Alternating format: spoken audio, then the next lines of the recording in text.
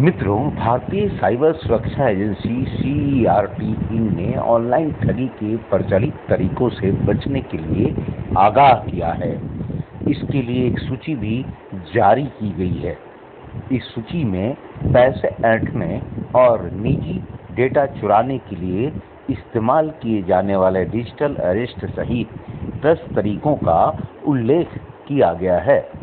गौरतलब है कि पीएम मोदी भी मन की बात कार्यक्रम में लोगों को इस तरह की धोखाधड़ी से सावधान रहने के लिए कह चुके हैं। सीईआरटी इन ने कहा है कि मुख्य रूप से 10 तरीके हैं जिनके जरिए पैसे ऐंठे जाते हैं। डिजिटल गिरफ्तारी: साइबर ठग अधिकारी बनकर पेश आते हैं।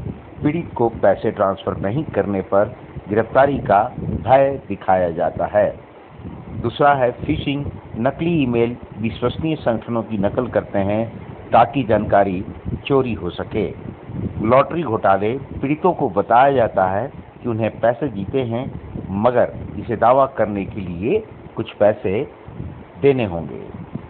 इसी तरह नकली नौकरी लिस्टिंग नए स्नातकों को निशाना बनाती है, तो तकनीकी सहायता घोटाले: कंप्यूटर तक पहुंच पाने की वायरस की चेतावनी दी जाती है। इसी तरह निवेश घोटाले: पूंजी योजनाएं निवेश पर वास्तविक रिटर्न का वादा करती हैं। नकली चैरिटी घोटाले भी धोखाधड़ी की वेबसाइटें गैर मौजूद कारणों के लिए दान मांगती हैं, तो पीड़ितों को पार्सल के लिए कानूनी कार्रवाई की धमकी दी जाती है। इसी तरह नौवां तरीका ऋण घोटाला है। कम ब्याज वाले ऋण प्रदान किए जाने का लालच दिया जाता है और उसके बदले अग्रिम शुल्क का भुगतान करने के बाद गायब हो जाते हैं। कैश ऑन डिलीवरी: पैसे का ट्रांसफर करना, सस्ते सामान का ऑफर। सीईआरटी ने कहा है कि प्रतिक्रिया देने से पहले स्थिति का शांतिपूर्वक आकलन करने के लिए कुछ समय लें। व्यक्तिगत जानकारी साझा करने से बचें। फोन या वीडियो कॉल पर कभी भी संवेदनशील व्यक्तिगत या वित्तीय साझा न करें।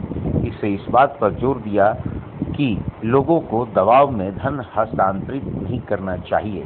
यह दिमाग में रखना चाहिए कि कानून प्रवर्तन एजेंसियां तुरंत पैसा भेजने के लिए कभी दबाव नहीं डालती।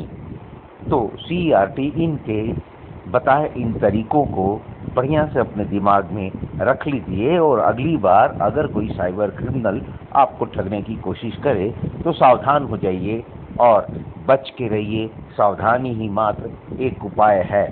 तभी आप बच सकते हैं जब आप सावधान रहें। और इन तरीकों साइबर ठगों से सावधान रहने का एक ही तरीका है कि उनके तरीकों को पहचानें और हर कॉल पर सावधानी नहीं रहें, बल्कि संदेह भी करें।